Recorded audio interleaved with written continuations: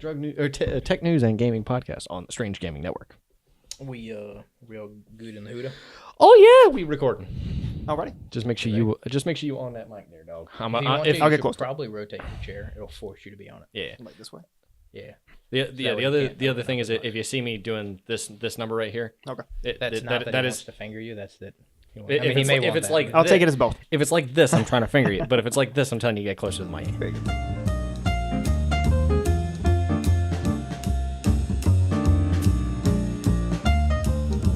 Everyone knows the shocker. I would hope. If you don't, Hello and welcome to Happy Hour. So I decided to bring back the cutting back thing, but this is going to be daily. This is happy hour, by the way. Happy So hour. we start like this. We have some non-drinkers here. As Brent would say, I'm the this only is drinker here, apparently. Yeah, as Brent would say, this is your daily podcast. However, this is definitely not daily. It is weekly, where we talk about gaming, tech, news, sometimes drugs. See, it gets weird. It's about to get weird. I am going to be your host today, not Brent Metcalf. I'm Dylan Snott. I'm back. To my left. The dispatcher, Mark Plover. To my right. And I am their roommate, Caleb Whitaker. Yes, our creeper from the closet. Caleb Whitaker. Just the roommate. That's all I am. We made him wear the No Drama Llama shirt just for today. It's his favorite shirt, so he had to represent the llama community out there. He actually likes alpacas, which makes no My sense. spirit animal. Yes, they're beautiful. Whatever. And since this is, typically a drinking podcast anyway, today I will be enjoying some Burning Chair bourbon whiskey. I'll be enjoying some high quality H2O. The liquid of life. I don't know what his is. It's not safe. This is when we just need to prepare for him to pass out in his chair, fall over. Yeah. We'll just keep recording now. The show must go on. The show must always go on. So, Mark, do you want to start us off with something sweet and sultry? Oh. See, I hadn't prepared myself for this well enough, apparently. So That's not good. All right, let's start with GitHub, because apparently this is new and breaking. GitHub, for those of you who don't know anyway, is a repository for storing code and versioning the code and all that stuff. Majority of you developers are going to know this. Is now offering unlimited private repositories. Unlimited. Up to this point, you'd only been given the ability to do 5, I think it was, or 10 or something very restricted, that kind of thing, which pushed the majority of the community to go to GitLab or to Bitbucket. Bitbucket's cloud software or cloud version allowed you to store as many repositories as you wanted for free with as many teams as you wanted, or create as many teams as you wanted with up to 10 collaborators at a time. Now GitHub is offering unlimited private repositories, but with up to 3 collaborators per. And the idea is that they're trying to shift away from being more of a paid subscription service for basic code storage or DevOps software utilities, rather than or to shift away from that towards being, I guess, a more premium subscription service anyway to store your code if you're working with a team, which is great because they're actually pushing more of their enterprise software too. Yeah, it's really impressive to see how many of these are having to shift towards a free platform just because, the market's kind of driving it. Open source is definitely, especially in development world, Caleb ought to know this just as well as I do. Open source is sort of the way for everything. You've got Node.js, you've got Golang even actually is an open source, language as it is. There are tons of, open platforms anyway, especially whenever it comes to software libraries that are available for anybody to use. So it makes sense, especially now that Microsoft's taken over, maybe they've got a little bit more money behind them too. If they were floundering a little bit, I doubt it, but if they were floundering a little bit for money, maybe Microsoft came in and actually gave them a good basis to stand on if they were going to try to offer it completely for free. Yeah, when Microsoft bought them, that's when everyone moved to Bitbucket, right? But Microsoft can do whatever they want. They're rich enough. They're just trying to push money out of it. Yeah, of course. Well, actually, you did see a lot of people shift off of Bitbucket or not off Bitbucket, towards Bitbucket, away from GitHub, just because everybody's like, well, we don't know what's going to happen with GitHub now. Work with the devil. We don't want to be, the big corporate sellouts here. So that's right. I think we should all make bots and we should script and see how many scripted different repositories we could create before they would notice or stop us. I feel like they'd probably pick that up pretty easily. No, I think what people don't pick out easily though. What? Apparently, people haven't been picking out that AT&T's been lying to you about 5G on your phones. Honestly, this hurts. No surprise. It's great. I'm loving this, John. You're going to be so proud. But AT&T apparently has been lying to some of their consumers anyway regarding their phones and putting 5G logos on your Galaxy S8 Active and your LG V30s. but it's the same ploy that they did when 4G came out, and it was actually HSPA plus, which is just a slightly faster version of 3G. Like the old earphones did. Versus LTE. Yeah, exactly. So it was a 4G logo. Yeah. It just wasn't an LTE logo technically. Yeah. So now they're doing the same ploy with 5G, where it's an upgraded LTE, but it's not quite 5G. Yeah. So they're kind of lying to people about it. All they got to do is trademark the 5G logo and say, "Oh, that has nothing to do with 5G. That's just a logo. It's a type." Yeah, exactly. It's a generation. It's exactly a generation. Yeah. No, but they haven't really made any comments on it. They've just sort of rolled it out there. People just started noticing it, and everybody started freaking out a little bit, I guess. But I got a new cool phone with some 5GBs. It wasn't even a new phone. It's an S8 Yeah, that's active the funny part. and an LG V30. What? But that is the best part. Apparently the phones have the support for the new 4G bands anyway that they're rolling out, but it's still not 5G. You're just getting upgraded 4G. So hopefully either they roll this back or people will open their eyes and realize that they're not getting 5G on your S8 active. So yep. You know, I always force myself to not invest money in AT&T, even though they have a good dividend, because I hate them as a company. Really? Yes. I didn't know where you were going with that until you said dividend. I was actually like, they're not a terrible investment, usually. Yeah. That's because they own so much crap. You know what is a terrible investment? Internet Explorer. I'm on it, man. I'm gonna roll with the show at this point just because I'm enjoying this so much. Terrible investment is Internet Explorer, because Internet Explorer has a giant security hole as a patch that was released the day before Christmas, or a couple days before Christmas. It impacted all 17 active users. No, actually, it impacted quite a few people apparently. No, it was a bug in a security patch that rolled out the way that objects were managed, or memory was managed anyway within the browser. JavaScript and CSS and other things like that anyway, that allowed you to essentially gain control through memory corruption of Internet Explorer to gain control of the whole system. Wow. It was, we all work for technology companies at this table. In technology, I don't know what he's doing. You think I would have known to plug the laptop right now. Oh, okay. I was just wondering if things were still happening. But we all work for technology companies. We interact with video games and cell phones and all kinds of technology. I don't understand why the month, or just it could be the week before and week after the holidays. Why do you do things? Why do you post updates?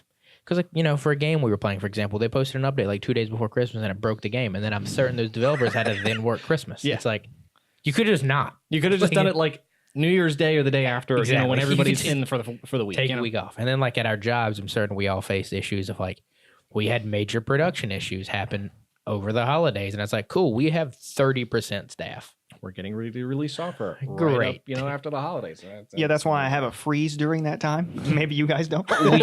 We don't. No. Trust me, I worked the day. Well, I should have worked the day after Christmas and the day before Christmas, and then I also worked the day before New Year's and the day after New Year's Day. Yeah, the second. Companies get your stuff together, especially tech. Come on, you know this. It shouldn't be that hard. What else is hard, Mark? Come on, just roll another one. I'm trying to. I'll tell you what's hard. I got nothing. I will tell you what's hard. What is hard is it's a hard knock life if you're a scooter company, because right now in Atlanta, they are kicking you off the curb. Literally, they're kicking you off the curb. They're banning all the scooters from being on the sidewalks, which is amazing. Because when you open the app, it tells you when you go to ride a Bird scooter, don't drive on the sidewalks. It's illegal. Well, yeah, whenever you do it with Bird, Lime doesn't tell you that. Yeah, whenever you open the Bird app, it says, "Hey, idiot, don't ride on the streets." But I do it anyway, of course. This hooligan. No. It says don't ride on the sidewalks. Yeah. You have to ride on the streets. You said don't ride on the streets. Oh, yeah, you have to ride on the streets. You have to ride on the streets. But so don't because ride on the streets, don't ride on the sidewalks, don't ride anywhere. Yeah, fly. Only ride on the grass. But because it's been a reoccurring issue, Atlanta, I was actually down there and got to experience the scooters. I actually thought their city setup was better than ours. Really? Because ours is pretty toxic because we do so much construction here. You have to take the sidewalks in areas, or you can take different paths. I choose to take a different path and take the road.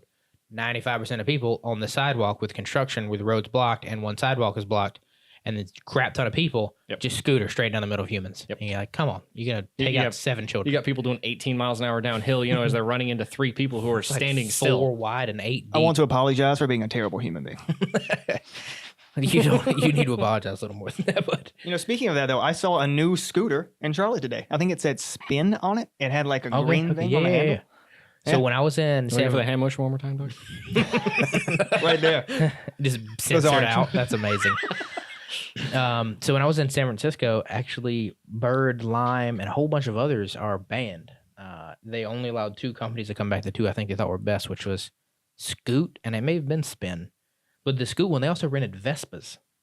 You had to watch awesome. You had to watch a 20-minute video, and in the back they had like a storage compartment, and you put your helmet in the storage compartment. Well, most scooters like Vespas have like seats that fold up and have an entire compartment for your helmet. Yeah, so this was like one of those, like it looked like a tackle box. I wish It I had had the those. helmet in there, and I was like, I wanted to rent one really badly, but it was a 20-minute walk or a 20-minute video. But San Francisco has hills. I recommend the Vespa. Waste 20 minutes. We It's do gonna have be good. electric bikes here now as well. I saw them on the Lime map. I didn't see Really? I haven't tried one. Haven't seen one in person, but we have Are they electric like bikes. pedal assist or? I don't even know. that. Pedal assist. I'm assuming so. Tip assist from South Park. Gosh. That's amazing. So the next little bit of news that I want to talk about was the CE of the S. It's Consumer Electronics Showcase. Basically what that is every single year for this week, starting on Monday, January 14th. Today the 14th? What is today? Today's the 7th. Oh, 17th. Wow. So 7th to the 14th, I believe. Wow, that's close. But they basically show out all the new tech for the year. So everyone shows out their fancy. Biggest electronic event of the year, and apparently auto show too. Like Yeah, so the auto part is definitely taken over. We'll get to that at the end of this a little bit. But for this year, there's going to be a ton of new smart home stuff and a ton of green tech. That's like part of the big focus is, green color, not like technological, not nothing like, to do with saving the environmentally environment. safety, And nothing to do with it. none of that stuff. No. But so a lot of stuff is going to be focusing on, being more power efficient, all kinds of light bulbs, all kinds of smarter tech, smarter AI, I are excited. and, pushing the bounds of the human. Is there anything at CES that you are looking forward to or that you would dream of seeing, Kalimbo? I would love to take a look at it. No. Is there anything specific you're hoping to see, like, power efficient light bulbs or? Well, I'm room, down but a for cleaner anything room. involving the environment. I love that. You But love but the I'm earth. just waiting to see what happens. Nothing in particular. No, okay. Oh man, you pointed out the GE Google bulbs. Yeah, So so C. they have a partnership. C. Yeah, they're called C. Oh, I realized this would be backwards. Yeah, Yeah, correct for me. Anyway, no, Dylan pointed out to me anyway. Google, or the rumor anyway, was that Google was bringing a ton of home tech, and one of the pieces in particular was going to be a partnership that they have with GE regarding smart home lights, which you and I anyway, are very integrated with I Philips think Hue. all of these are lights. Oh yeah, no, this entire set, the lights that you can see us with, I think that's as well as 8. the 2 little blooms that are down here. The strip is not anymore. Yeah. The strip up there is not, but Yeah. every single one of these is a smart home device. The majority of them are Philips Hue devices, and the funny part about it is that one responds so much faster and so much more precise than Philips Hue does, because Philips Hue still runs on old wave tech. So Yep. if the Google bulb devices are supposed to be Bluetooth controlled, I don't know how I feel about that, but if they're allowed to be controlled remotely by the Google Home devices connected to them via Bluetooth, like 5.0 low energy or something like that, I'm really excited about that, because that means instantaneous responses, because they're actually controlled by devices that are constantly connected to the internet. To the internet. Yep. I definitely think that's a huge component of the C bulbs. Just because you're eliminating that hub, and it also eliminates a big chunk of the cost, because even if your bulbs are 20 a piece, like the Hue bulbs are currently about 20 a piece for the RGB bulbs. And let's say, I think they're projecting it's gonna be like $18 or something. I think they come out later this year as well. But if they're $18 a piece, you're like, oh, well, that's only $2 difference. Cool. Well, when you get the starter hub, that's like an additional $40 because it has the hub. So you eliminate that $40 unnecessary start. And with generations and time, those hubs get old, and there's a difference in the old hubs. I can look at the one that you've got right there, and then I compare it to the one that I've got downstairs, and apparently yours can handle like twice the capacity of bulbs and all I kinds think of yours other can stuff. hold, 32, and mine can hold 64 or something. Not even. high Mine number. can hold like 20. I've wanted some of those And fancy I'm- bulbs for like 3 years, but I've always been too lazy to buy them and put them in my bedroom. Because you'd have to set it up. Honestly, the setup process isn't even worth it, especially if these take off like they are. Because there's a company, Yi, I think is literally the name. Yi bulbs. Yeah. Why? Yeah, YI. Yeah. That's the people who make security cameras. Yeah. There's probably like 5 of them on Kickstarter too. Probably. Yeah. 15 at least. But Yi bulbs apparently only cost like $16 a piece, have their own direct Wi-Fi connection. So they're individually controllable via Wi-Fi like that. But they have a direct connection anyway to like some of the other smart home host companies. So they're actually very performant. But if Google and GE are doing this, I really want to see what this looks like, because I think GE's tech GE's physical hardware can outperform anything that Philips Hue at this point has proven to build. Better yet, the software can definitely outperform if Google's behind it. Oh, 100%. I mean, there's such an issue now with Google Home and Amazon A-word, because I don't want to trigger anybody. I mean, if you're not saying okay or hey, but I think you're fine. Well, mine triggers anyway because it's terrible. Because that trigger is so bad on that device. Because it's a terrible product, apparently. Yeah. But both of those, like with the Hue, like you can only control color with Google and you can only control scenes with the A-word, and it's like, come on, you could just man. say echo. Yeah, I could say that. But it's like, why can't you just get that together? They've been out for like 3-4 years now. What? The smart home integration of Hue. Ooh. It's been at least 2.5 years. Echo came out. I have no idea. Either way, Echo came out 15 or 14. So. GE's going to work from the rip. Yeah. And that's a good thing. The one thing that I'm excited for, which was announced pricing-wise, and I think they're doing a whole showcase probably while we're recording this, is Harley Davidson, because they have officially announced the price of the Livewire, the electric bike. It is going to be sub $30,000. I think it starts at $28,999. And then they're revealing all the specs. I only saw the price, so I'm actually really interested in that. It's going to be cool. I mean, I'm not a Harley fan by any stretch of the imagination, but that could be cool. It could be cool. Speaking of things with motors, though, the Detroit Auto Show is also this week. So weird timing. Too simple. It just needs to be weird, and then like if I don't invoke a reaction out of him, if he doesn't invoke a reaction out of me, what's the point of the transition? Come on, we could have just been smooth like butter. Tesla to the moon. That's all I have to say. Yeah, it's actually maybe it could happen one day.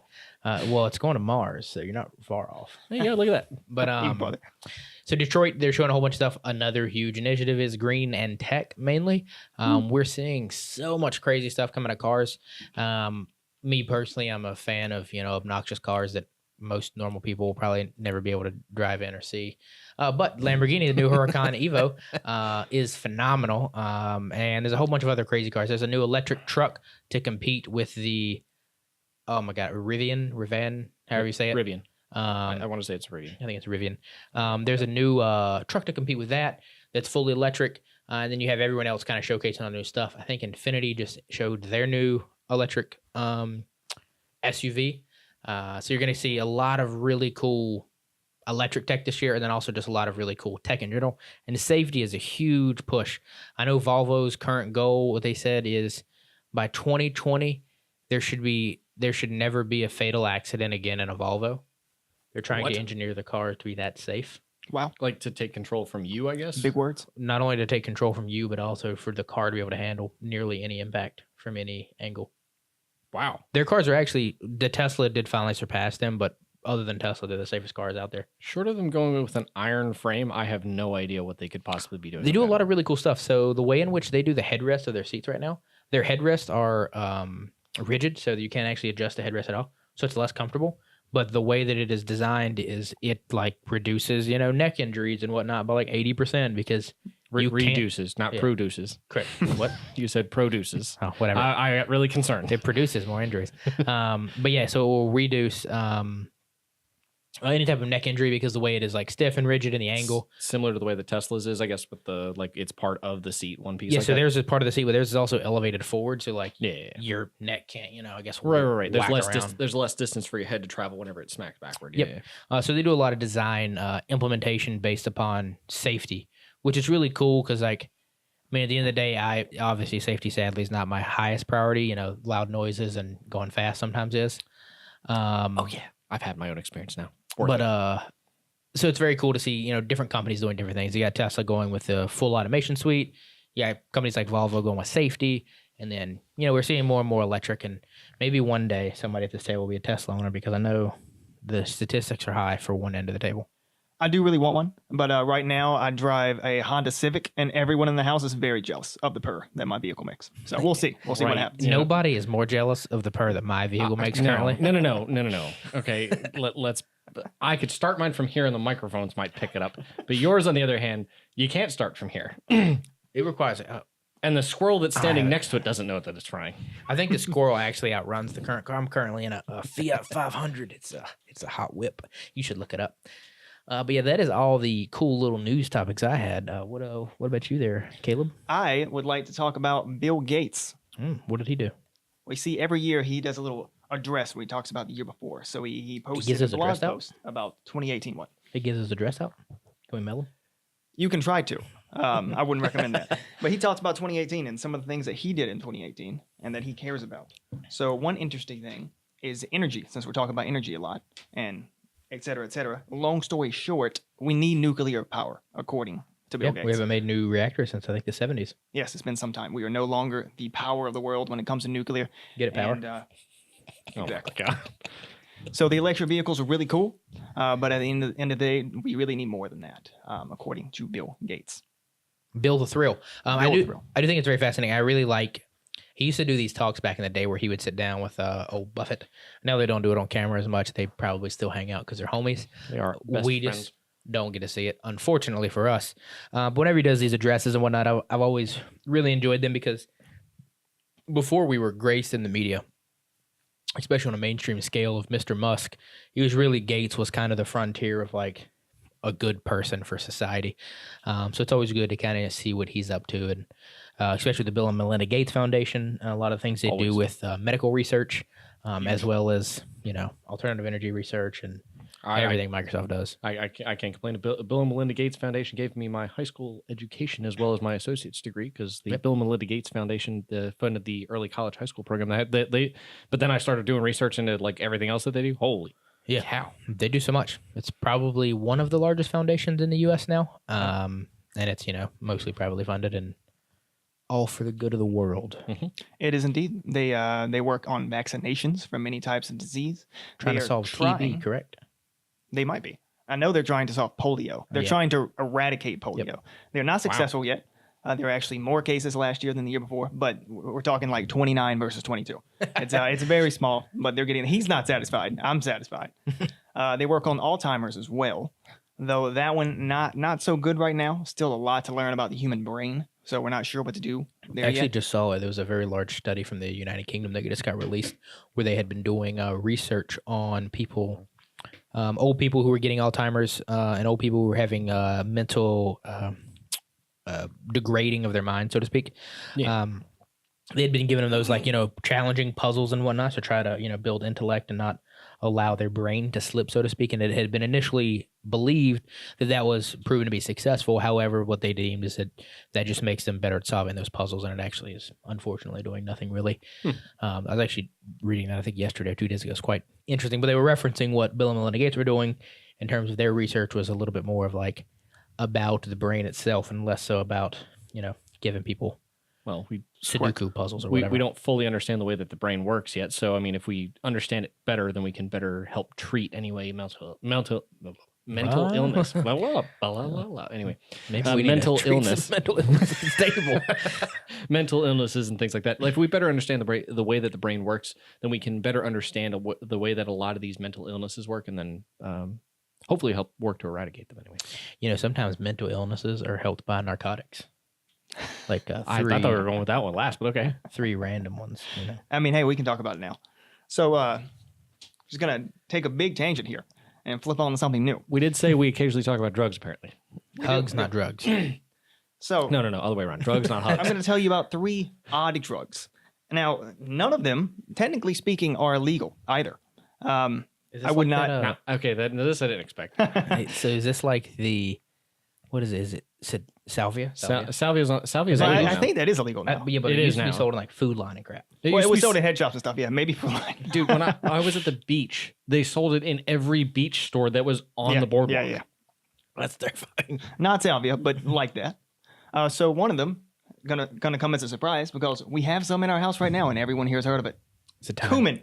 Actually, wait, never mind. I was wrong. Nutmeg. My bad. Mistake. Nutmeg. Wow. Okay. That was a hard left. Whoa. Okay, but nutmeg, the spice like that you put in food. It has something in it called myristicea, I think you pronounce it. And if you eat a very large amount of nutmeg, apparently it would give you some sort of psychedelic episode of sorts. See, I see people watching this and then going cinnamon challenge on it. What do you pretty much? What quantity do you note is very large? Like, you need like a pound of this? Now, I decided to not find out what the quantity was, but okay, I'm gonna make the assumption that it's a lot. I gotta find out. No, I gotta look this up. It's maybe best for our more Impressionable viewers to not get disclosed. I'm imagining what it would be like to eat a large amount of nutmeg. I think it would be a very bad experience. On top of that, the trip that you get from it is very negative, according to people. Not a good time. I just typed in quantity of nutmeg to try to find out quantity of nutmeg to get high or something like that. And then it immediately goes to large quantity of nutmeg. So the way we would have worded it perfectly. A lot of nutmeg. That's how much it takes. So what is the next one? The next one are morning glory seeds. Okay. So morning glory is a flower. Yep. You can go to various stores, gardening stores, and buy morning glory seeds.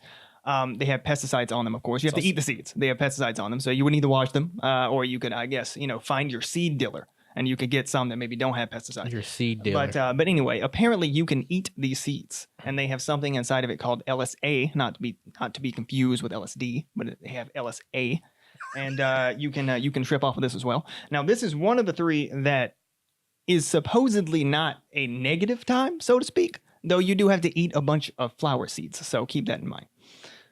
And the last and the most dangerous of them all is Datura. Now, Datura has been known about for a long, long time, particularly in India. Gandhi attempted to commit suicide when he was very young by eating Datura. A lot of people do this, actually, supposedly. And it has three things. It has atropine, scopolamine, and hyoscyamine. Okay. Don't fact check the ability to pronounce these things, please. Do not fact check that. It is supposedly very unpleasant, and you cannot distinguish what is and is not real. And people smoke this, and they remember like smoking fake cigarettes and having conversations with people and reading books that were not there. So very dangerous. I would love a synopsis of one of these books that was not real. I wish I could find one. So I want to go back to the nutmeg because I did find out. Yeah. Whenever he says a very large amount, to be fair, it's a very large amount for cooking. A pound. 2 tablespoons to an entire container, which is about 3 or 4 ounces. It's not Only 2 tablespoons? 2 tablespoons, apparently. Wow. Yeah. If the first thing you need, quote, the first thing you need to know is that you have to consume an awful lot of nutmeg to get high, ranging from around 2 tablespoons up to a whole container. I think I'd vomit either way. No. So here's nutmeg. the big kicker for this one that cracks me up. These don't occur immediately. The effects don't occur immediately. You may have to wait up to 4 hours for the effects, which can be long lasting. In parentheses, up to 48 hours if you swallow enough. Please don't do this. Please. I beg do you. not do drugs. I'm gonna have to put a parental advisory across this beforehand. Yes. I'm gonna have to put an age restriction on it now. Apparently, We should all be wearing Dare shirts. You know that organization flopped so bad because more people got on drugs than got off drugs because of the organization. We had Dare in school and we got cool t-shirts. We got the dog. That's also Came to our the school. reason why our generation was the highest consumers of drugs, I think, in the longest time since the 70s. We got the biggest generation. That's fine. So maybe we should try some like reverse psychology. We dare you to eat a whole bottle of nutmeg. We don't. No, we don't. We don't. So what is your last news topic, Columbo? My very last news topic is lab-grown meat. Now, there are 2 different types of this. There is the actual, like, meat that's growing from cells. And then, of course, there's the plant-based, like, Impossible Burger and Beyond Burger. Note that I tried an Impossible Burger. I was not impressed by it. Not a fan. But that's also great. Good thing that they're doing that. But the more interesting one is the actual meat. Okay, so you have people like Bill Gates, Sergio Brin, and Tyson, not Mike Tyson. Okay, the company Tyson. They're investing in this right now. They're investing. Investing, exactly.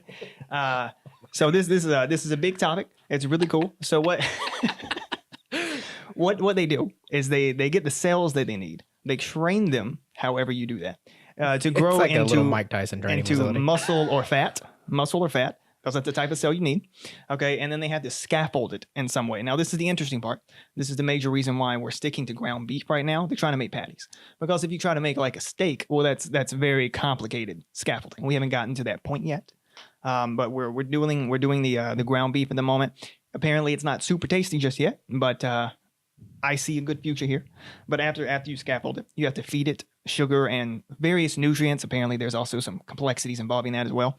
And then you grow it in these big bioreactor tank things. Really? So it's quite fascinating. And so they're selling this at a couple places as well, correct? Or are they still doing that? Do you know? They're not selling The actual meat? No. I mean, I'm not saying you can't get your hands on it. You could probably go to some fancy place and get your hands on it. Bill Gates and Warren Buffett can get their hands on it. Yeah. Like it's really expensive. But a regular person can't just go get yet. You can't just go to your Outback and order the homegrown in the petri dish. Not yet, but we're getting there. I think they should dish serve steak it in or the petri steak. dish. Well, they grow it in a petri dish. Yeah. It's literally like a petri dish that grows a full patty inside of it. That's Yeah. basically what it looks like. Wow. I think they should serve it in that. We could eat the glass too. They very well may. Sugar-based glass. Elon. So that concludes the news segment of the day where we This is so bad. I don't know how we missed this at the beginning because you were part of it too. This has been the important. Well, yeah, I forgot about that. What's sad is that was once we're my all job. kinds of out of whack whenever Brent and John aren't here. Apparently, it's particularly just Brent here. You know, He messes up himself, but he is a leader into the messing up of darkness. But Mark, do you want to guide us to the light? you mean the lit end of your blunt? I was going to say we could ignite this topic. Oh, that's that. That's actually a better one. Put But this on a plate for you. so the topic this week in particular is that Dan Bilzerian The man, the myth, the legend. owns a popular marijuana business out of his I think it's residence in California. I think it's actually out of Nevada, Is it really? but they're sold in California. It's one of the two. He sells them in both California and Nevada. obviously because it's legal there for Yeah, I don't know where his recreational actual use. Anywho, farms are. the company's called Ignite, and they had sponsored a particular motocross or Yeah, no, actually, was it motocross or is racer. Motocross racer. it motocross racer? The start of the motocross, whatever it is, championship series was in Anaheim last weekend. Yeah, last weekend. Yesterday for us. And the racer, he had the sponsors and, just like, NASCAR or any other cool racing organization, you got a plethora of logos all over your jersey, all over your bike and kind of decal sticker forms. And, he's been sponsored for a little while and shows up for the event, and the event is on television. The issue with the event being on television is that Marlboro and no one else is allowed to advertise because they're smoking and related to smoking, and they're not a preventative measure. I'm talking like Tyson now, Jesus. A preventative measure. So the advertisers tend to be prohibited.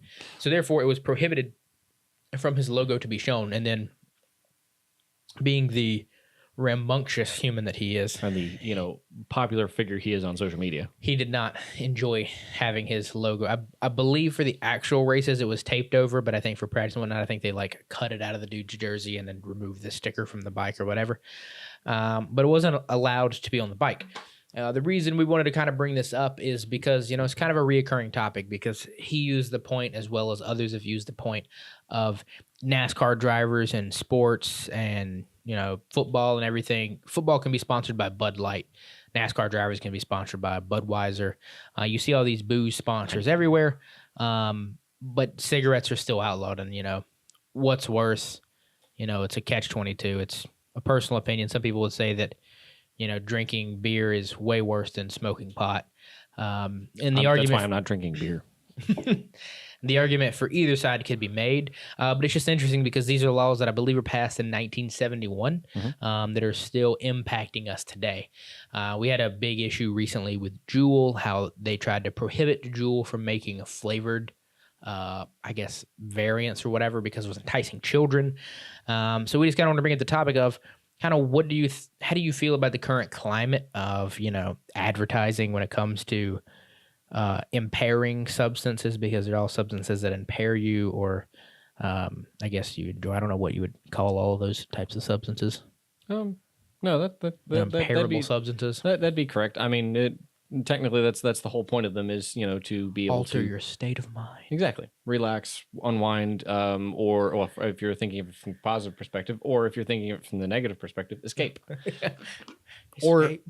Or put yourself in a situation where you need to escape from dragons. That's also an option. Or fight Lots them. of fun options. Yeah. Or fight them. You never know. I'm okay with the advertisement of marijuana and various other drugs. I believe specifically for marijuana, we just need some people to make a lot of money and then lobby, and then suddenly they'll be able to advertise. That's what's going to happen. Dan Bilzerian could be that person. He could be that person. He very well may trying be. to be. Yeah. But no, I agree. So smoking and marijuana in particular, anyway. I don't. First off, I'm a firm believer that marijuana does not cause a whole lot of, particularly a terrible amount of side effects that would cause you to inflict self-harm or cause addictive behavior or things like that. Don't get me wrong, there are cases of that because that is People are terrible. People in themselves, will do that to themselves, and alcohol in itself is not a terribly addicting substance. It does, alter your state of mind, but it doesn't have anything in it that's particularly addictive. Tobacco, nicotine in particular. Tobacco, like if you just, see where I'm from, it is a very southern place and they grow tobacco there. And there are people who roll their own actual cigarettes and not the funny ones. Yeah. They actually roll their own cigarettes and roll their own tobacco. And because that doesn't have any of the other hoopla in it, because I mean, at the end of the day, they're actually healthier for you. Yeah, your actual cigarettes are a whole bunch of chemicals and stuff that. Not that any of it's healthy, but sure, maybe it makes it taste better, maybe it makes it burn slower, and then you got the filter to try to negate, some of the horrendous toxins you're getting. But at the end of the day, some of those toxins are meant to be addictive, and some of those are meant to taste better, and those. Yeah. Well, I mean, I remember a lot of the you mentioned the DARE program specifically. I remember a lot of the informational packets they would give us is that. One of the things that cigarettes in particular have is fiberglass. So whenever you inhale, it actually allows for loose, very small microscopic pieces of fiberglass to actually embed themselves into your gums to help transmit the nicotine and other chemicals anyway to give you a better high. Yeah, that's why in my hometown, dipping was such a cool thing because you'd put in some chewing tobacco and the fiberglass would cut open your lip and then the nicotine and juices would just seep right in, and then usually you'd vomit the first time, which is kind of where the cool kids in my high school would have challenges to see who could handle the most without vomiting the first time. And the answer is none of them. But it was entertaining for spectators for sure. Yeah, but from a media perspective, though, I mean, I think there would be a lot worse things you could advertise than marijuana. And honestly, we didn't mention it yet, but it was NBC, right? NBC or ABC is one of the two. I think it's NBC. I would say NBC. NBC is NBC. I can validate real quick. Anyway, regardless, I understand the TV network's place in saying that we don't want to support this on our platform. We don't want to advertise for this because, one, it was NBC. It is technically pushing the bounds of what you can put on television because at a certain point, yes, smoking in particular, cigarettes, I don't know what the specificity is on the law anyway regarding it, does restrict you from being able to advertise that or put those logos and images anyway on public television. But where does the line get drawn there? Because technically we're in a gray area. Nobody's tried to publicly advertise on television for marijuana. Yeah, my big issue with it is just more of it seems very hypocritical at times because we can say that, hey, Marlboro, you can't run an ad during the Super Bowl because you're smoking and that's bad. However, until the past few years, you would have head coaches on the sideline smoking cigarettes. Yep. You can be watching a movie where the lead actor is smoking a cigarette, smoking a joint, doing all kinds of narcotics, whatever. I mean, we literally have TV shows as long as there's no brand name on it anyway. Yeah, but I mean, we have TV shows and movies made about cocaine. One of the most popular shows out there is Breaking Bad, which is about making drugs. Meth, yeah. And that's fine. And meth is one of the worst ones you could possibly have. And I totally get that that's from a movie standpoint, but if the goal is to keep this stuff out of television and to make it not cool, Breaking Bad's a really cool show to watch. I'm certain a lot of kids watch Breaking Bad because it's cool. Well, see, I don't have a problem with that because... I don't have a problem with either, is what I'm saying. I don't understand the difference. So, this is my point of, how is it in one breath, if you're watching a TV show and the main character who's a cool guy and he's really awesome and he smokes cigarettes, why is it relevant if you have a cigarette? Why is it not relevant to have a cigarette ad during that? Because, at the end of the day, that guy's cool and he smokes cigarettes. Whereas seeing a TV commercial after or the cigarette, you're like, that's what the cool dude did. There's no difference to me. It's just more... we talked about this at dinner anyway. It's that more children seem to get involved whenever the cigarette ads are put right in front of them. Like we talked about it, because this is one of the things that... what is it? Word assimilated to Minnesota. Adam Ruins Everything. It's one of my favorite shows anyway. What is it? Love it. Adam Ruins Everything. I don't know what that is. So it's a TV show on from True TV. I don't know if it's still there or not. Where he literally debunks a lot of common myths and legends essentially in our culture, like proposing with a ring and a few other things, TSA, even that kind of stuff. So one of them that he talks about anyway is smoking and marijuana in particular. But he talks about cigarettes from the perspective of Joe Cool, the camel, being, or Joe, was it Joe Camel or Joe Cool? Joe Camel. Joe Camel? Okay. Yeah. Joe Camel being one of the most successful advertising campaigns of of the 70s, of the 60s and 70s, basically. And the reason is like that. The reason the regulation came to place is because we saw a giant rise in children that were getting their hands on cigarettes and trying to be like Joe Camel and trying to be like older siblings and family members who looked cool while they were smoking a cigarette, because that was the fad at the time. Yeah, but I mean, my issue with that is like, sure, I don't disagree. That's probably a really good marketing campaign, but at the same time, like, do you not think that, well, I don't know, the lead dude in Grease who had that black T-shirt with a pack of smokes under his left sleeve, like, that dude was cool. That dude smoked. Yeah, exactly. So it's like that kid was like, that's a cool guy, and he smoked cigarettes. I feel like that me is the same. I think the disconnect there is that you're not actually putting a brand name in front of them. You're not actually putting a real face-to-face product. Right, but I mean, I think at the end of the day, like, people don't, I mean, some people do, I guess. But I mean, for the most part, people don't buy Budweiser because they have the coolest ads. Like, people who like Budweiser predominantly have prefer cheap beer. Prefer cheap beer, and like they have tasted a lot of cheap beer, and that's the best cheap beer. Whatever, that's their preference. It's the king of cheap beers. Yeah, it tastes. They don't put the word cheap in. I think they all taste terrible, but that's my thing about like the who cares if it's Camel Joe or Marlboro Reds or Menthol Lights or whatever your flavor preference is. I don't think I've got to censor all those words out now.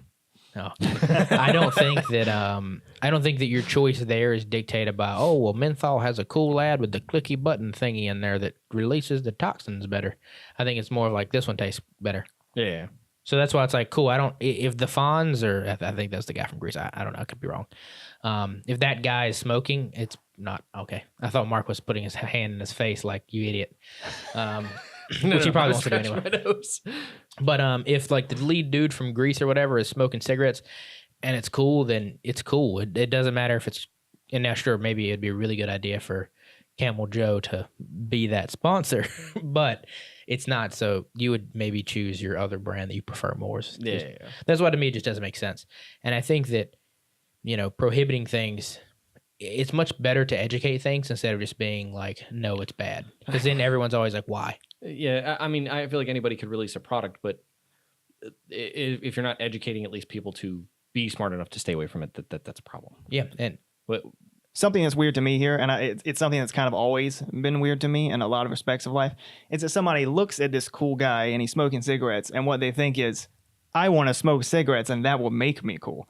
I've just never personally got that. I've never wrapped my head around it. But a lot of people do it though. But see, the difference is that, well, I would say the two of you are not normal humans in that respect, because I still fall in the majority of like, that looks really cool. But to be honest, I know better most of the time, and at least now that I'm an adult. But right. I mean, I think in a super nice way, like what we were talking about earlier, is that if your kid is going to smoke cigarettes, it is much better to have them educated on it. And either way, if they're going to smoke cigarettes and they are impressionable enough for an ad on TV to be the reason that they decide to start smoking cigarettes, I think you have some parenting issues possibly. Yeah. Because one, like if the kid is like, oh, that's a cool idea, then you probably have never told them that, hey, you can die from this or whatever. You should maybe think about this a little more. Yeah. Or they've never had any like examples themselves of like family members who still smoked and things like that. They need to meet some people who have smoked their whole lives. That's what they need to do. Because I remember the DARE program, because we talked about that earlier, like showing the black lung, that kind of thing. And that was their scare tactic. But that doesn't affect, like, I don't see a black lung on somebody to know that they've been smoking. Like, no. Like even seeing like the what was it called? Hello, my name is Maria. From the Stop Smoking campaign. Those never made sense to me. You don't see people that are like that smoke, versus being able to say that this is what your lifestyle looks like. So like the ones for habit, those I got. Those actually kind of hit me a little bit, but. Yeah, they try to go way over the top and like scare people, and that's not really going to work on teenagers because they don't care. Well, I think they would do better going with the sex ed approach. Those were So- the same program. You mean non-existent in the United States? Well, no. So okay. So it can be proved upon, but Another topic. my own sex ed experience anyway from high school. Wow, this is gonna get weird. I'm gonna pull out a banana and taught start you? putting a condom on it. Anyway, We don't hear about family reunions. but it was much less about. Anyway, it was much less about scaring you from having sex. Yes, like yes, this yes. is what could happen. You could have STDs and that kind of stuff. And that was the impression I got freshman year. They showed you pictures of like people who had diseases right. and stuff. Yours was oh, this is freshman what year. herpes looks like. Yeah, Except Yours was freshman herpes is year. yeah. Well, no. So that was no. We had it every year. We I had have it- no idea what mine was. Mine was 6th through 8th grade.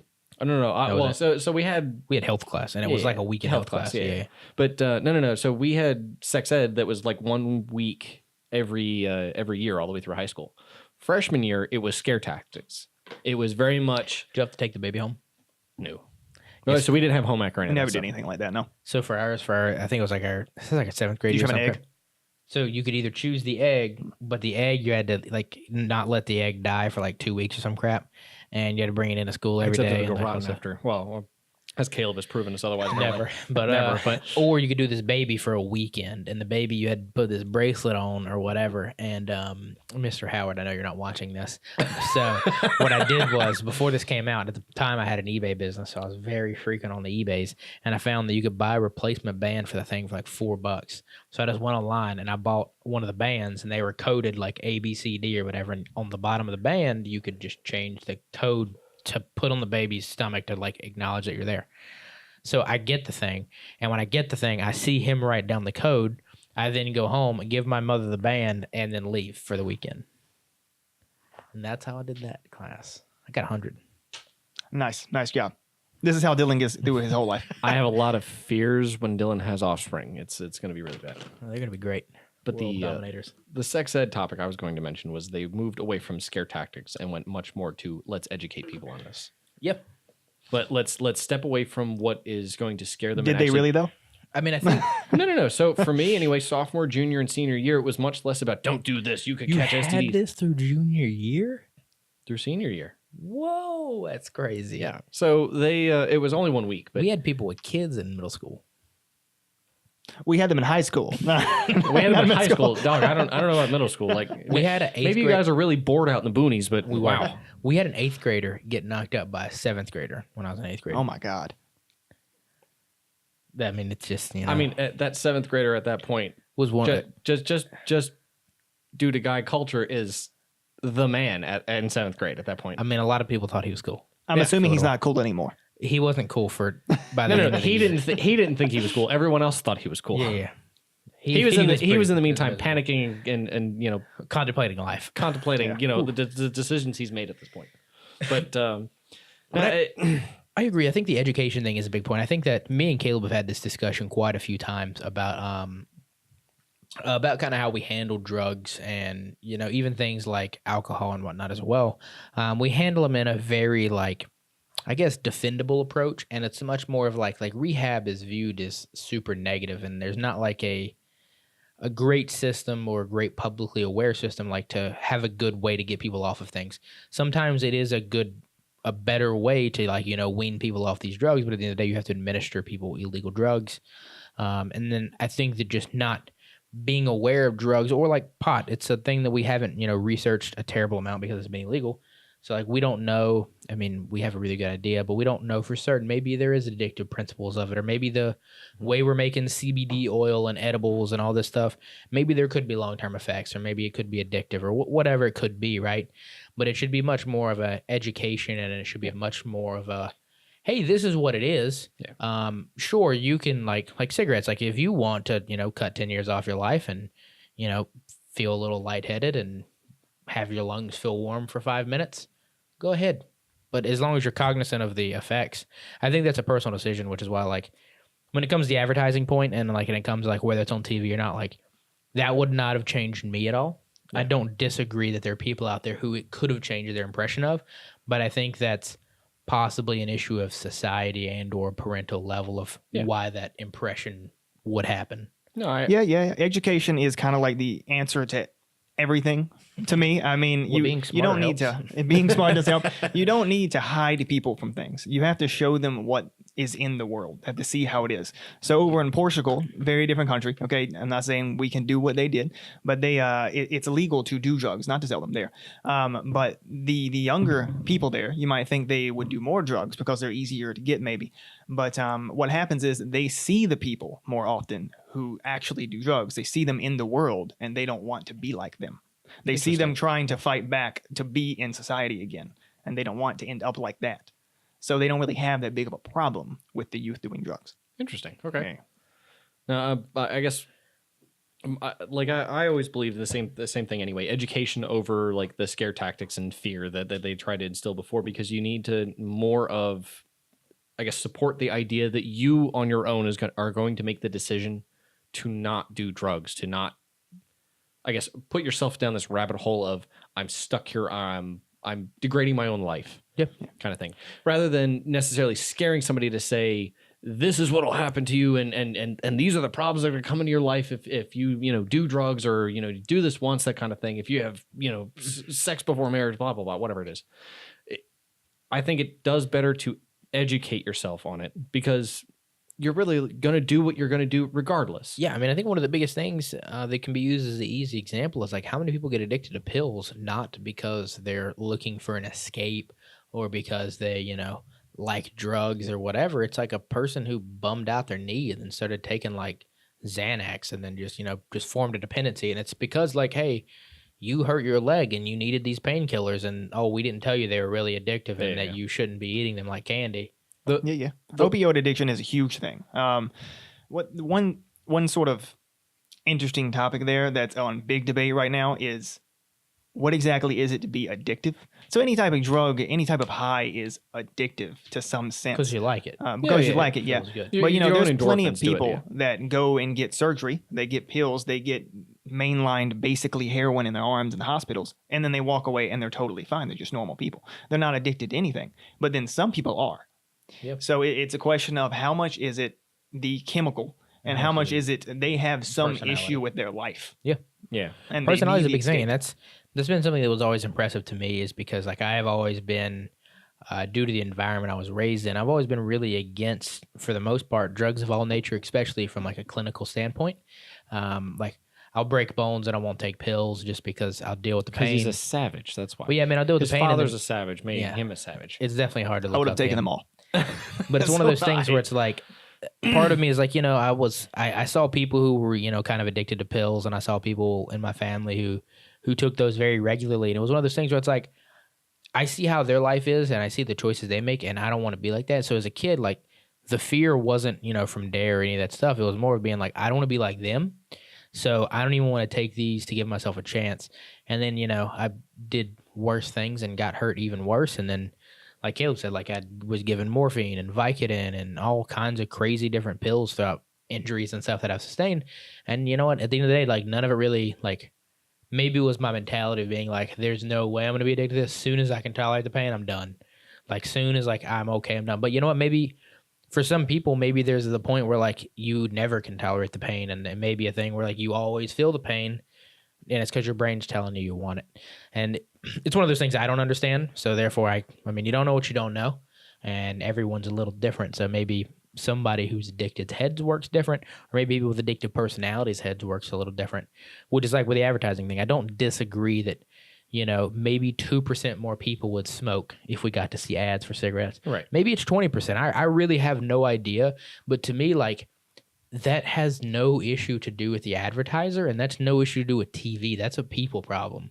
That's not a company problem. It has nothing to do with, if Joe Camel wants to be the coolest brand out there, then who cares? If you educate your kids and everyone's cognizant and like has a good idea, then that shouldn't change anything. Yeah. Well, it's like the Tide Pod challenge. Yeah. It's okay. like, So like, to be fair, it's a little different because this isn't necessarily a substance that's designed to be particularly addictive, that kind of thing. But it follows along the same line of, if you educate your children enough to know that's a dumb idea, that is not meant to go in your mouth and you're not meant to ingest that. I do think there are some things that are just so uncomprehendable that like I probably wouldn't tell my kid, hey, don't eat the dish or washing detergent. Yeah. I feel like that's one of those duh. We should make them Well- look more like candy. I mean, honestly, Well, yeah, because the movement was to take them away from looking like candy. Because Darwinism's a real factor, Wait, wait, what am I thinking? We've got some of these. That's terrifying. Yeah, we do. Darwinism is a real thing, and for the most part, I'm a firm believer of Darwinism. Now, granted, if it is an infant, I agree you shouldn't have a box of Tide Pods on the ground so that your 1-year-old can crawl over there and start munching on them. I feel no sympathy for your 16-year-old. But your 16-year-old, you know what? Maybe old Timmy should reevaluate some things. They're slimy like one of them popped. I mean, honestly, I would. But that does. So to me, I understand where that looks like candy, I don't. but. Well, you don't because you logically, as an adult, know what it is. Think of it like a giant gusher. But- you so don't just want to bite it. I honestly was hoping you were going to squeeze it just hard enough that it popped, and I was going to laugh. Yeah, but I mean, you had to think about, like, as humans, we were engineered over thousands of years to know, which we've derailed ourselves in the past couple hundred years. Oh, yeah. But as humans, we were engineered to know, hey, really bright things tend to be lethal. Oh, really bright flowers, Dylan, they tend to be poisonous. Dylan, oh, I think that's Corn's kind of bright. Dylan. it's That's shucked behind a green. You can't see the yellow. but you don't see the shucking. What? All you the see is green. yellow. No, you don't see the yellow. What? Corn doesn't hang yellow. You have to pull the No, husk no, back. no, I know that. But what I'm saying is, you don't see the shucking part. Whenever you walked into the grocery store, all you see is the yellow. Oh, part. I'm not disputing that in the past, like 200, 300 years, we've destroyed this logic. Yeah, But like when you see like a neon frog in the forest, that thing will kill you if you eat it. It is neon because Do you eat normal but see, but No. do you see frogs you see in the forest? Like, come on. well, no, I don't mess with things. In the So forest. well, so see what well, I guess the point is, like, for people who are raised in a modern society like that, that's amazing. That's People who are amazing. raised in a modern society like that, they just see bright colors and they're used to their candy or food the way that it's provided to them. So all they see are the bright colors and things like that. Or they see, to rein us back in a little bit, the cool advertising and appeal to the social side of you, and want to be like that, or want to think that that's the cool thing to do. Yeah, my thing is like the biggest issue I have about this whole topic, to just reel it all the way back full circle, is like, for any of you who have ever watched a race, NASCAR, dirt bikes, Le Mans, F1, any of those things, the advertising of those things, with the exception of the car companies or the motorcycle companies or whoever, there's a giant Mercedes logo, Ferrari, Honda, whoever, right? Addicted to Mercedes now. That's a real addiction. It is a real addiction. Specifically Porsche. But minus those big brands, like, it is a 2-inch square on your shirt, and it is like maybe we'll say it's the big one, and it's like a 4-inch by 8-inch bumper sticker on the side of a NASCAR. So at the end of the day, when you're seeing a NASCAR go round and round in circles, at what point are you going to be like, well, Dale Jr.'s got a Marlboro sticker on the side of his car, I want to smoke. It's the color association and the signature association of the image. So, like, for example, Marlboro specifically, because I can't show this on screen, obviously, it's a rectangle to represent the pack with a like red triangular symbol at the top and white. But that's Marlboro because you just said like you knew exactly what it was. Though My parents smoked. But what I'm saying, no. But what I'm saying is, if you see an orange camel on it, you're gonna know that that's camel. I guess my point is, regardless what's the difference in Dale Earnhardt racing around the track with a Marlboro sticker, or the guy in the front row wearing a camel shirt, smoking camels? Because those things both happen. That's true. All right, I'll give you that. Well, like when he's doing a burnout. How often do you see a camel shirt now? My family still got them. Actually, I probably still got them. No. The point is, still has them. How often do you see new ones come out? You still get my parents, because they used to order cartons and stuff, and they're part of like the Marlboro Club. You get a bunch of free stuff, so they get free jackets and umbrellas and T-shirts and stuff. I didn't know that the Marlboro Club was a thing. Oh yeah. No idea. Yeah, no. Learning something new today. Right, but so I mean that's my thing though. Is like, for example, like Dan Bilzerian at the end of the day, he was talking about his Instagram post average impressions is higher than CBS's views or whatever, or NBC's rather views, and it's like at the end of the day, he is smoking dope, hanging out with, maybe sometimes not legal females, and doing all kinds of illegal things with guns and cars and all of this stuff, and 30 million people are watching that.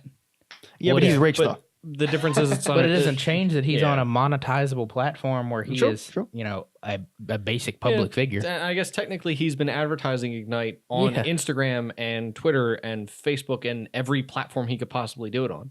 And you see all those YouTubers and all of those people who were advertising like all kinds of like, I saw that, was it the FDA or whatever, were bashing these chicks who were advertising this like, what is it, a detox thing with a body wrap or whatever, but it's like not approved.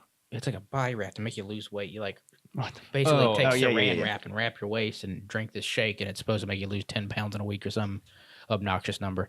It does not work. And it's like it's just bad for you. They have all of these like ladies, like I think maybe Kim Kardashian was one of them, or Chloe, or one of those people. But they'll like tell you like drink this shake, and it's like some belly fat reducing juice or whatever. But like none of them, like they haven't even like shaken it up in the bottle, like they're obviously not taking it. But the company was getting bashed because it was like it didn't pass like FDA approval, and it's like, you know, not legal. I was like, duh. These companies like, hey, we'll give you $5,000 to hold a bottle of this stuff. So having an aviation background and even like being a driver on the road and that kind of thing. I know, but I'm about to take this one weird place. I'm waiting to see where this is going.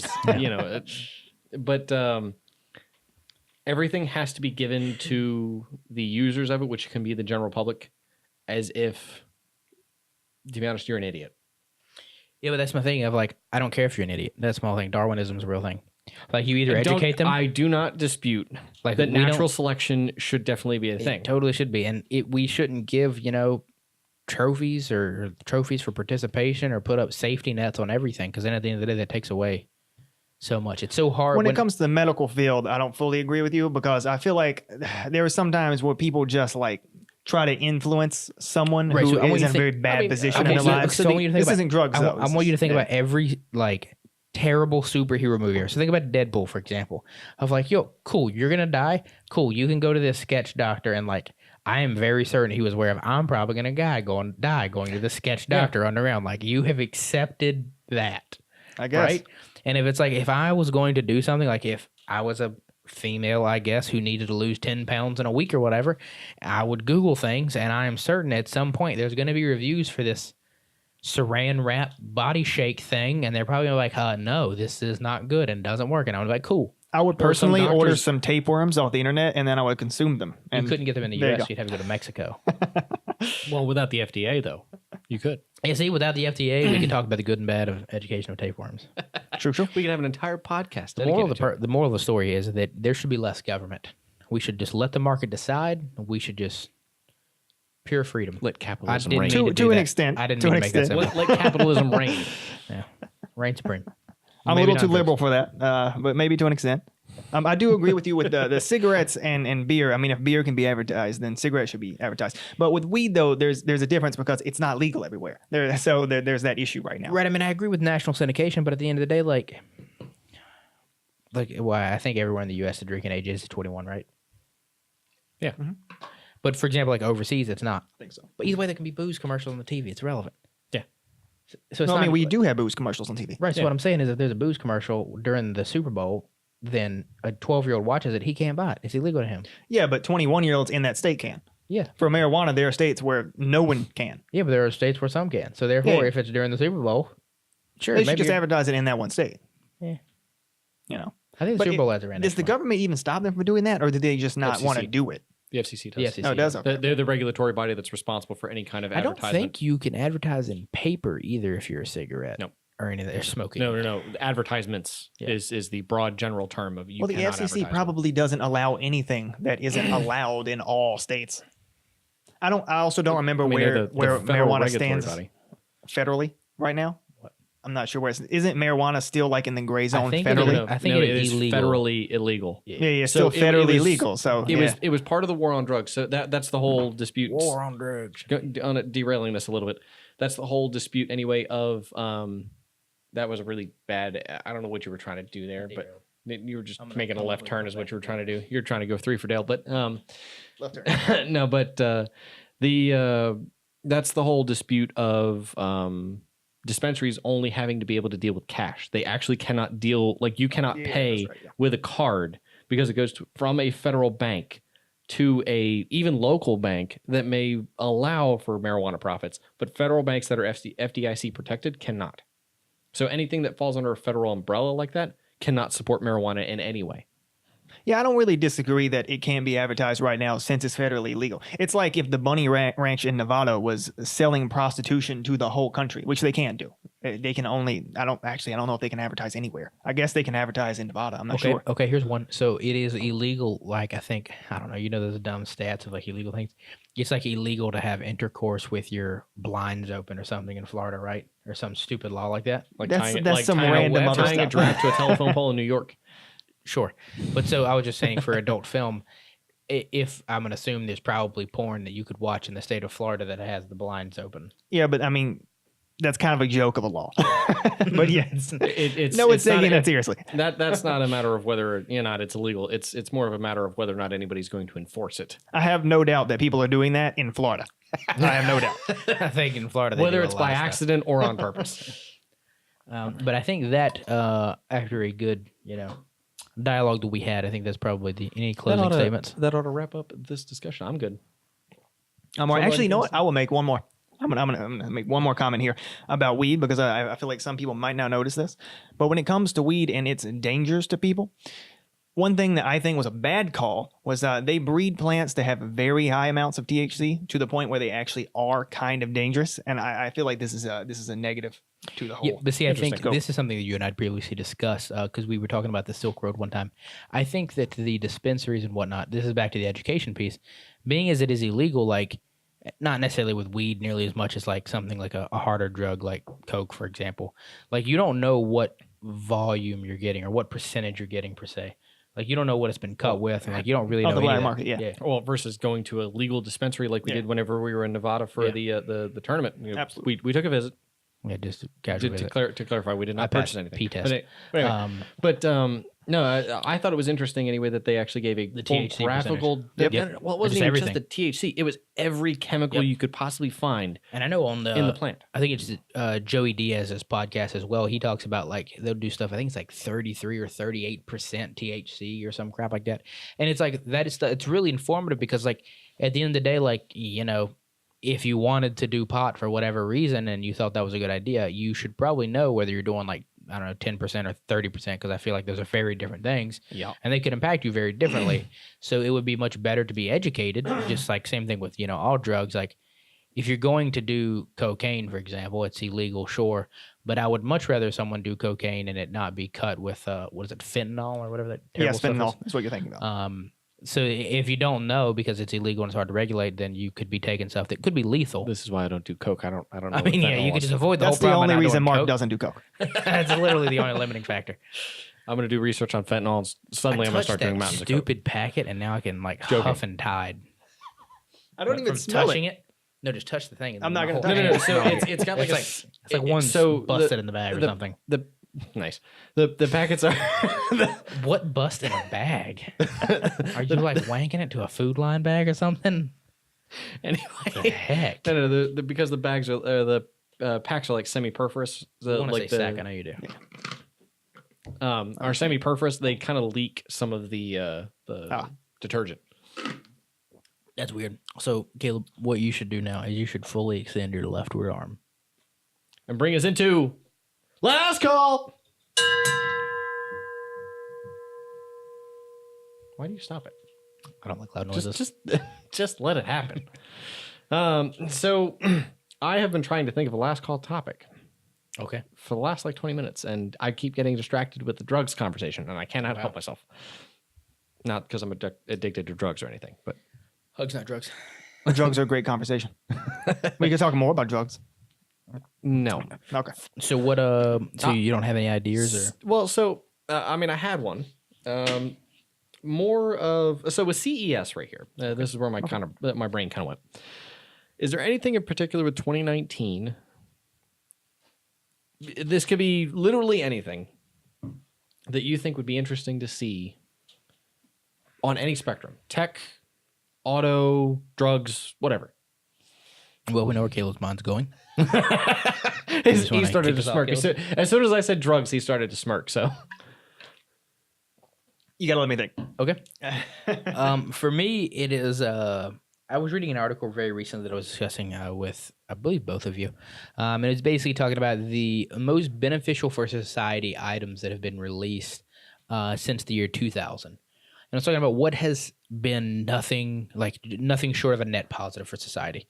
And the thing that they kept referring to was the automotive industry, because things like blind spot detectors, the sensors, so when you open your car door and there's a car coming, you don't get plowed by a Suburban, automated driving, backup cams, and like all these other features that You very specifically said plowed by a Suburban, like that's happened before. that's the little have you not seen the advertisement for it? It's like it shows, I think it's like a Buick or somebody. Like they open the door and there's like a little sensor on the door for the back seat. It's like, dee, don't open. And then it shows like someone without it. And it may not be a real ad, but then it shows like the door opening and it's just a Suburban just takes the side of the car off. And you're like, it was going to hit the car anyway. I don't fully get your point, but things like that, like backup cams, so you don't like back up into a little child in the street or all kinds of terrible things. But these have been very good for society. One of the things that they mentioned actually was talking about the lab grown meat that Caleb referred to earlier, and just the things that are pretty much nothing but betterments to society. I hope that this year we begin to see more strides when it comes to power and energy. That's something that's been a little bit lackluster in the past few years. That's a good one. I believe with the cells of batteries, I think that we will hopefully, especially behind some of the gigafactories, with Musk, begin to make some strides there. Musk 2019. Please. I think it's going to be very interesting because I think automation is going to take another step forward, especially in the automotive industry. That does lead to a fear of mine that driving may one day be illegal, or at least restricted heavily. I don't think it'll happen in our lifetime, dog. A lot of people were becoming concerned of that, and I'm sadly becoming one of them. But I think the betterment for society items, lab-grown meats, hopefully power takes a big resurgence, more EV cars, in other net positive like a Mustang. things. Yes, like maybe a Mustang. Like Starbucks is finally getting rid of all its straws and just things that are, wholesome and good on the inside, like that actually help us instead of like a good Hemi V8. Yes, like natural aspiration and horsepowers. More decomposable one-time use items would be nice. Yep, I know one of the things that actually had gotten Caleb for Christmas because Caleb, not because he's cheap, even though he is cheap. I am. He was reusing Ziploc bags, which conceptually makes sense because a Ziploc bag is a ton of plastic and it's a ton of wasteful materials that you use one time. So for that, I got these like heavy duty. I think they can handle the sous vide or they can handle the freezer, all kinds of stuff. Bags, which they're nicer than Ziploc bags, and they're probably a little more plastic. But you could use them like 10,000 times, whereas the Ziploc bag's meant to be used once and chunked. So yes, I do enjoy them. To move on to two things that I'm thinking about for this year. I would say that both of them are completely different from each other. But one is more moderates in politics would be nice. Nothing to do with technology, but that would be nice. Just throwing that out there. And the other one is... I forgot what the other one was. On the notion of the politics thing, Caleb and I were discussing this on the way over here, or the way back from dinner. And there's a quote that I really enjoy, and I think it's very applicable to our current political climate because, the far left and the far right are basically just, going after it for whatever reason, and they bring each party down tremendously by it. There's an old political quote that I heard that is, whenever you look into the zoo at the little animal sanctuary things, you'll see a monkey poop in its hand and throw it at somebody. You don't instantly see the person throw it back. Poop into their hand and throw it back. Okay. That is because we're intelligent, and that is because there's no need to fight like a monkey. However, in politics, the opposite ends of the spectrum tend to do that. One will poop in their hand and throw it at the other one, and then the other one will return to sender right back.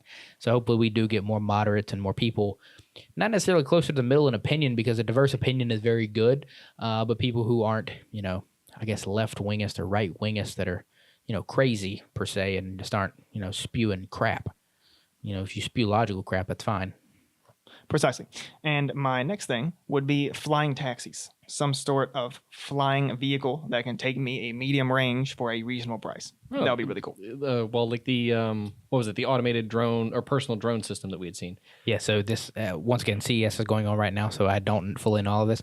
But at CES, they were showcasing a automated taxi service that takes taxis to your house and neighborhood, but it opens up the door and there's like the Boston Dynamics automated robot dogs that carry your package. So it just looks like a fleet of dogs running out of this taxi to deliver packages.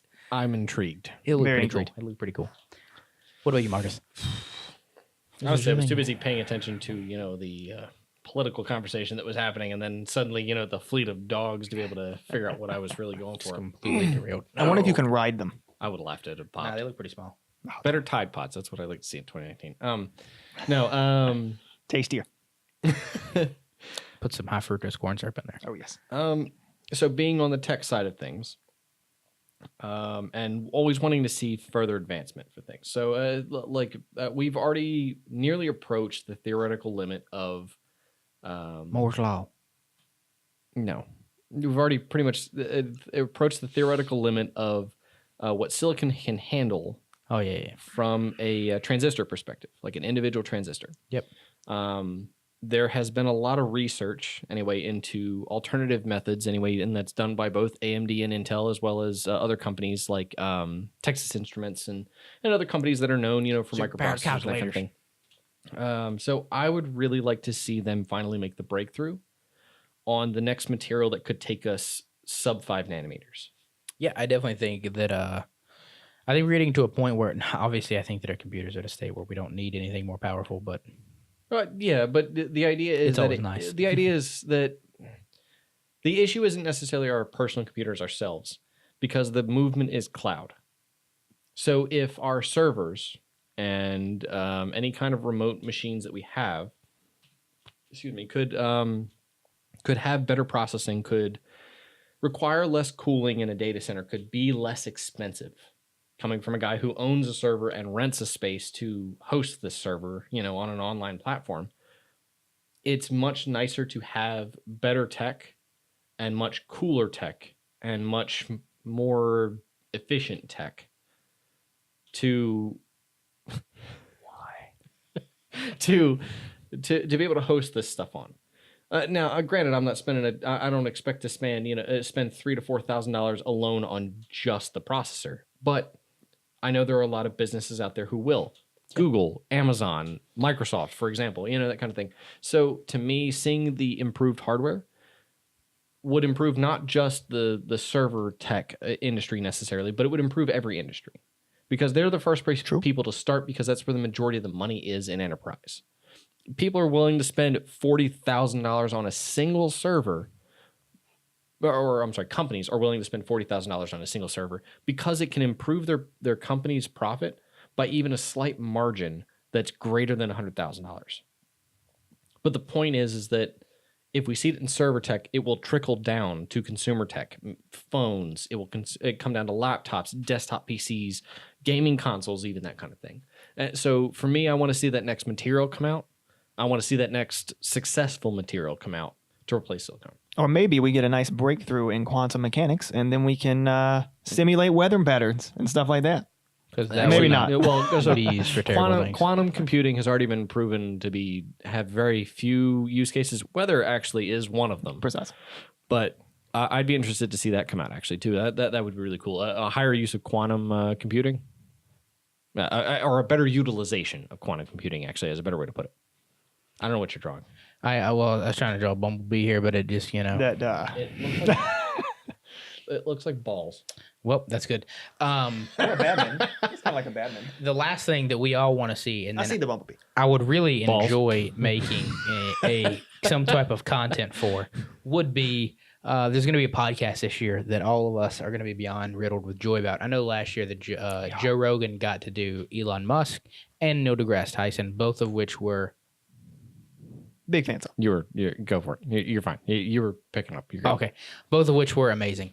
This year, he's going to do the man, the myth, the legend, Kanye West.